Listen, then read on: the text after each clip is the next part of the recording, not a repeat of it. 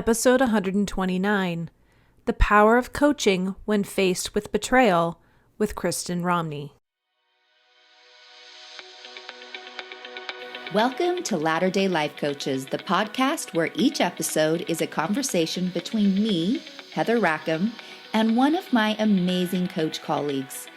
Each coach here is a member of the Church of Jesus Christ of Latter-day Saints and a highly trained, experienced life coach making a great impact in the lives of their clients.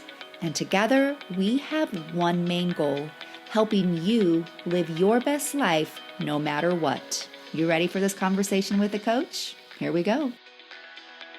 Having a spouse commit an affair is life-changing and can be so emotionally overwhelming. But there is hope out there, and a lot of that help can come through coaching. Therapy and support groups can be very helpful for the spouse who has been betrayed by an affair. But Coach Kristin Romney found that coaching was the thing that helped her the most because it shifted the focus from the past to the future, with giving her tools to feel better now and in the future. She is here talking on the podcast today to let others who have been affected by betrayal know that they can come out the other side better than they have ever been. There is so much hope for happiness after betrayal. If you or someone you know has had a spouse commit an affair, pass this episode along to them or reach out to Kristin to have her help you find the happiness once more in your life. And if you have any questions, please drop them in the review section of iTunes, and Heather will be sure to answer them in an upcoming episode. Now to today's interview with Kristin Romney. Hey, everybody. Welcome to the podcast today. We are glad to have you join us, and I am glad to be joined by Coach Kristin Romney today. Hey, Kristin, how are you? I'm great. How are you, Heather? I always get to chat with the coaches before we actually hit record, and we just got to visit, and it's so fun to learn more about everybody. But I would love for you to be able to share with people that are listening a little bit about yourself too. So would you mind giving us an introduction? Yeah, of course. My name is Kristin Romney. I live in El Paso, Texas. I'm a mother of 4 kids, stepmom to 3, and I have 1 grandbaby. And I am a life coach, and I specialize in coaching betrayed spouses, people who've have experienced infidelity in their marriage or relationships. And I tell people I came to this niche the hard way, which means that was my experience. Mm-hmm. Mm-hmm. I'm sure as we're talking today, we'll hear a little bit more about your experience and maybe not, but yeah, I always am like, I've always want to be like, I'm sorry you had to come by this in that way, but I'm so glad that there's people who are willing to share and to help people navigate that territory, because unfortunately it's not unique to you, right? It's the same story for many people.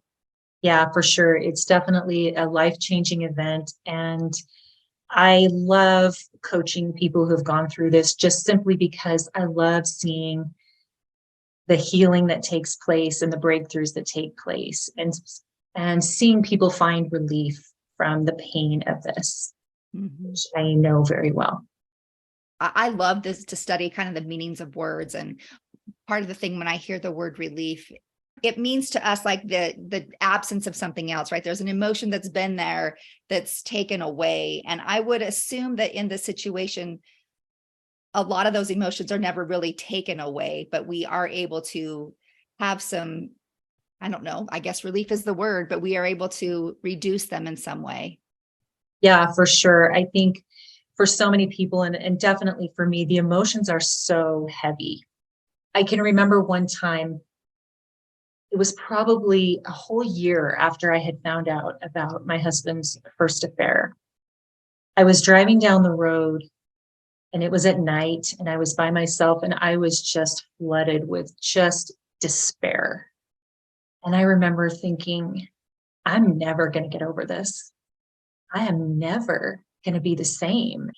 And I know that so many of my clients feel that despair. Mm-hmm. And when you can go through coaching and you can learn how to manage that, how to think new thoughts, it is such a relief. That is the word, relief. Mm-hmm. Mm-hmm. obviously hindsight is 2020, but if you could go back and tell that person who was at that moment was like, I'm never going to be the same, Yeah. what would you tell her now, knowing what you know now? Oh my gosh. I would say, guess what? You're going to be better. You're going to be better. I never thought that was possible. I thought that there was going to be such this black mark on my life that was going to hang over me, this cloud that was going to hang over me forever. And it's not at all. My life is so much better now, and didn't think that was possible. So that's definitely what I would say. That's awesome. And I'm sure there are people listening that are like, and she's lying. Like they're sitting in that same place where you were, and they don't even think that that's even possible, right? Yeah. They're thinking like, yeah, whatever. This can't even be possible. It is possible. I'm living proof. Yeah. I'm living proof. When somebody goes through something like this, betrayal, infidelity, it is important to seek help from an outside source.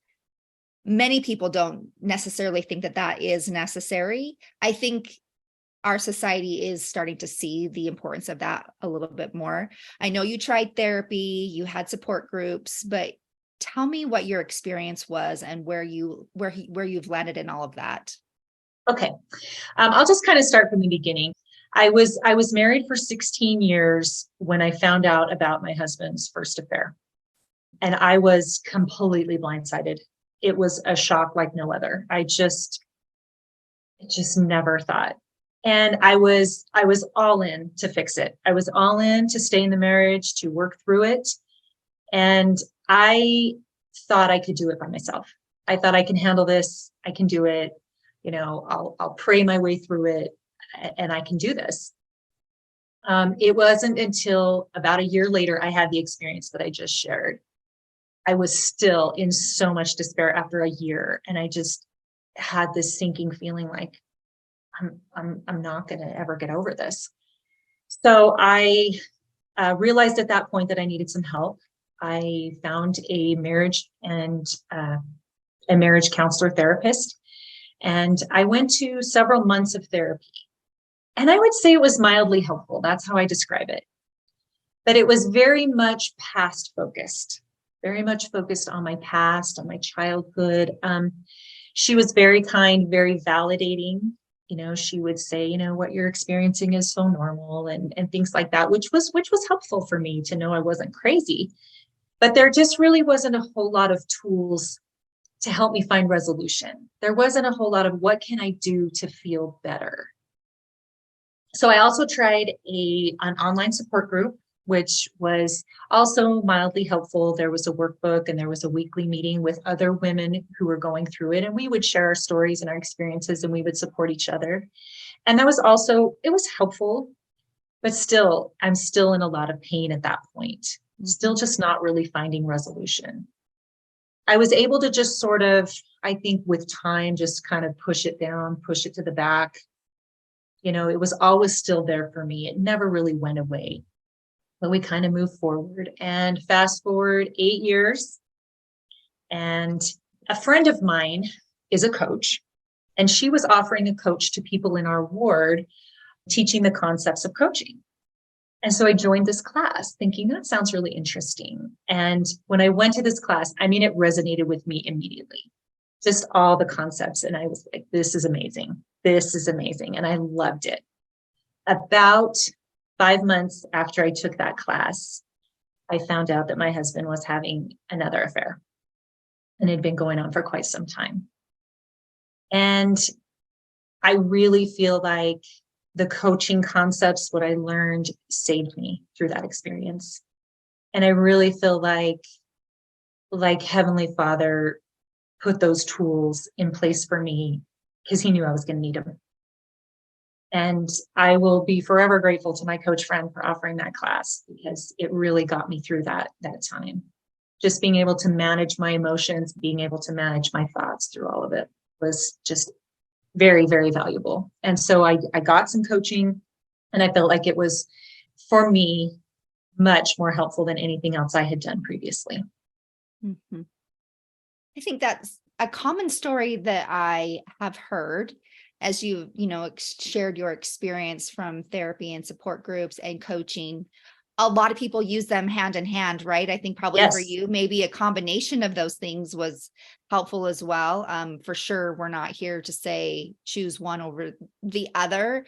There Yes, is definitely a exactly. place for therapy, definitely a place for coaching. And I think it's interesting to talk about coaching because I still think that so many people don't necessarily understand what it is and the power that it can have. So I think it's interesting to hear your experience going through it without those tools, and then also having to experience again with having tools kind of It in your was night. tool belt.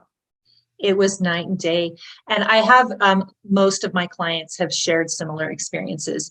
Most of my clients have done traditional therapy, and it was helpful for them. It's not to say at all that it wasn't helpful, but they do say that coaching is a different approach Right. that has really helped them find some relief and some resolution for their emotions and their feelings. Yeah, so interesting. Okay, so what were some of the major breakthroughs that you felt like you got through coaching? So, I mean, there's so many. I'm going to mention three that I think were probably the biggest ones. Okay, number one, I would say just the concept of learning that circumstances are neutral, right? That's the foundation of all of our coaching. It's the biggest concept, right? Everything is neutral until we have a thought about it. So I thought about how I could apply that to this situation. And of course, my brain is screaming, no, no, no, no, this is not neutral. This is bad. This is terrible, right? So I had to go through a little bit of an exercise and think about how could infidelity possibly be neutral? And I came up with some ideas. I'm thinking, well, there are people in the world that have open marriages. So to them, it's no big deal. There are different cultures in the world where infidelity is more accepted and almost expected. And there may be somebody who doesn't even like their spouse, so maybe they don't care. So those were just ways of kind of opening up my brain to the idea that it could be. Mm-hmm. Of course, none of those applied to me, right? Right. And I finally came to realize that I wanted to believe that infidelity is a bad thing for me because of my values. But just learning how to choose that consciously was so empowering to me. Mm-hmm. I'm choosing how to think about this rather than being in victimhood. It took me from victimhood to empowerment. Yeah. This is how I want to think about this. Yeah. There's so much that goes, that concept too, from our circumstances, they don't mean anything until we have a thought about them.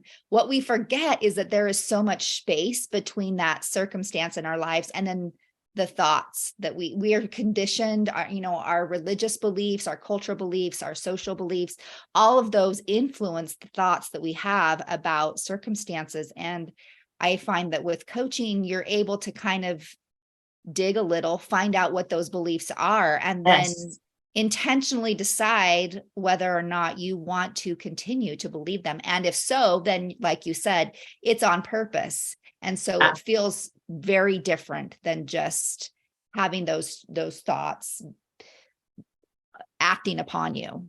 Yeah, just that subtle shift in choosing it intentionally makes all the difference. That was really, really big for me. The second thing I would say is just learning that I am in charge of my emotions. I used to think I just think what I think and I just feel what I feel. It just is, but learning that I actually have choice in that was huge for me. I can decide how I'm going to think about this. That's amazing.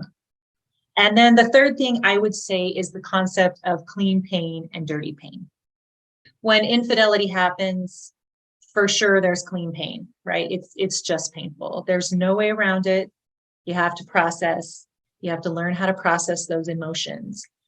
However, I think the vast majority of people that experience this add a ton of dirty pain, and I did that too. In meaning the way they decide to think about it, the thoughts that they think, what are you making this mean?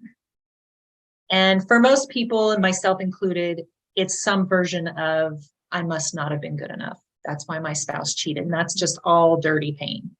right? We add all this unnecessary pain on top of it. And that's really what I coach people through, is how to avoid the unnecessary dirty pain, as well as processing the clean pain that comes with infidelity.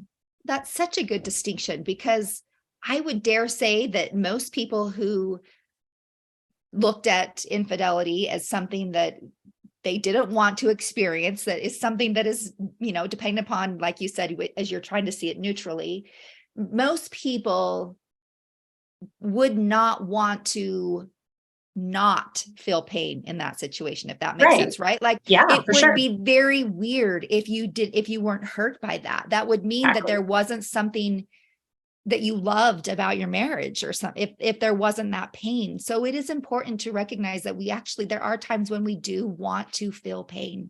It would be strange not to. It means that there's something good that's been there. But learning how to differentiate between those differences, between the clean and the dirty, and know where to go with that.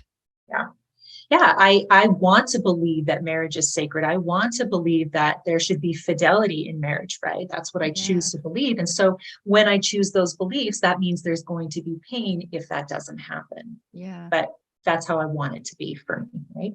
Yeah, so true. So good. So I'm sure there's a lot of heavy emotions that you work through in that situation with your clients, you yourself. What are your feelings towards your ex-husband now that you have gone through this coaching process? I have such a peaceful relationship with my ex-husband. I really was able to let go of any anger, bitterness, resentment, and I felt all of that. Don't get me wrong, it was all there, but I was so able to work through it and to be coached through it. And I'm just in a place where I was able to just let it go. I care very much for him, for his well-being, and it's just a really peaceful place to be. I've recently, come into contact with some people who have carried this terrible resentment and bitterness for their whole lives. And I see the impact that it has on their mental and emotional health, as well as their physical health. If you can't work through that. And I think that's one of the beauties of coaching, is being able to let go of all that negative emotion instead of carrying it. Isn't it interesting? You mentioned physical and emotional well-being. It is so fascinating, the effects it has on our not emotional, well, emotional, yes, but on our physical health. We don't realize how much of an effect it has on us physically. Yeah, it's amazing. I was reading one time, when we have a painful emotion, our brain emits a chemical. And if we don't process those, they get stored in the cells of our body. And eventually that manifests as physical ailments. Mm-hmm. It's so important to process those negative emotions and not carry them. One of the things that I thought was so interesting as I've learned about what our body does with emotions is, like you said, it stores it and it gets almost used to feeling that emotion, right? Like that becomes, it's almost homeostasis, the place where it feels most comfortable. So even though you emotionally don't feel comfortable, your body feels uncomfortable if it isn't feeling the discomfort of that emotion. So it works to keep you in that state.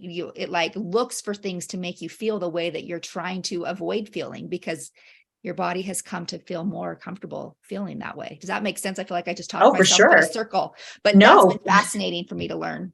Yeah, for sure. It's almost like an addiction. We become addicted to our negative emotions, and our brain keeps us there. Our brain does things to keep us there. Yeah. Joe Dispenza has some interesting books that he's written on that, which if anybody's wanting to find more information on that, I think it's kind of interesting. But what have you noticed the difference being for people who have gone through infidelity, who are members of our church, members of the Church of Jesus Christ of Latter-day Saints, and people who are not? Because I'm certain there are different beliefs. We talked about that space between the circumstances and our thoughts, right? Like religion and our beliefs play a big part in what we choose to think about things. So I'm certain you have some things to share there.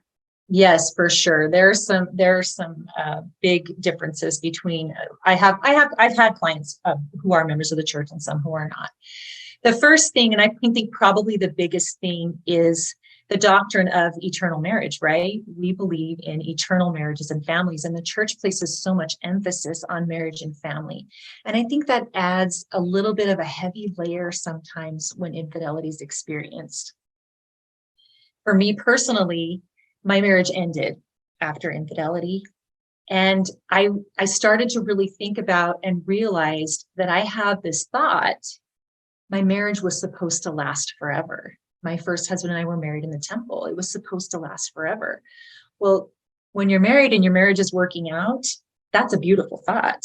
Mm-hmm. Marriage ends, all of a sudden that becomes a very painful thought, right? And the rest of that is, it was supposed to last forever. It didn't, therefore I failed. At least that's right. was experience, and that's very painful. And I realized way this thought is not going to serve me, right? And I just thought, I just don't believe that my Father in heaven wants me to feel this despair and failure for the rest of my life. So I've got to come up with another thought. And of course, that's going to be different for everybody. For me, I finally, through coaching, was able to come to the thought, my marriage was only ever meant to last 24 years. It was complete at 24 years. And I'm taking away some beautiful things, 4 great kids, some beautiful memories, a lot of learning, a lot of growth, and it's complete.